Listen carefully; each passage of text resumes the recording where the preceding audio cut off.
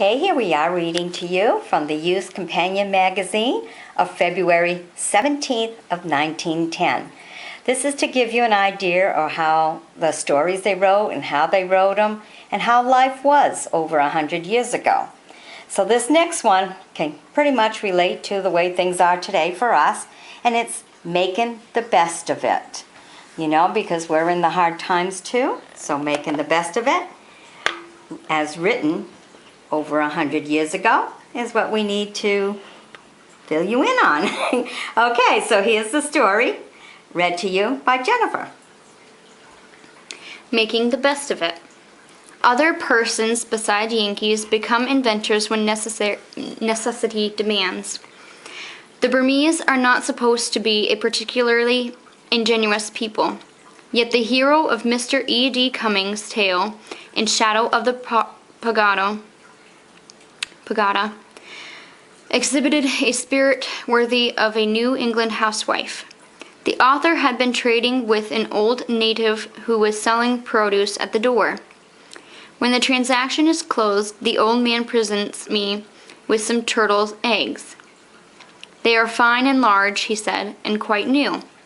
I took them from the sand only 3 weeks ago. I said they were very good, wondering how near hatching they had been when they were taken out. Then I placed them on the floor, and we admired them in silence. The old gentleman collapsed on his knees, and placing his hands together said, "Builder of pagodas, I want very much one old cloth coat. I have never built a pagoda, and probably never shall, but I thought I had an old coat, so I told him to call at the house later. He prayed for my preservations for all accidents, disease, and misfortunes, and went away. I dropped the horrible eggs into the ditch and went to turn over my scanty stock of discarded European clothes. I have been too charitable and could find only an old tweed waistcoat, which I gave to my servant with directions to bestow it on the old man when he returned. Half an hour later, while I was taking a bath, my servant called through the door, 'Your Honor, this son of the jungle says the coat is not good. It has no hands, meaning no sleeves. I have no coat with hands I can give him.' A long discussion took place on the piazza, and the boy returned to shout again through the door, 'Your Honor, this son of the jungle wants an old trouser.' What did the old man want with neither garments? When I was out of the bath, I gave him a pair of retired trousers and bade him to go.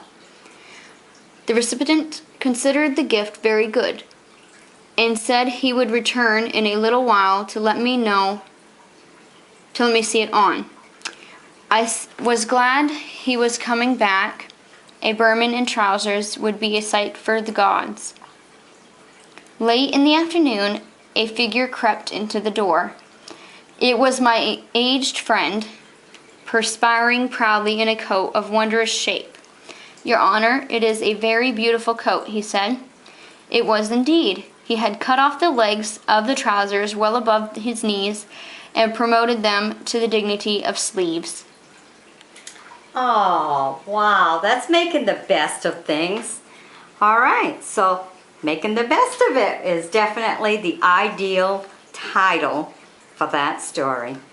See, take something, put the two of them together, and you got something else. All right, be sure to join me as a friend, and I'll bring you some more of the Youth Companion magazine. This is of February 17th of 1910. Bye-bye now.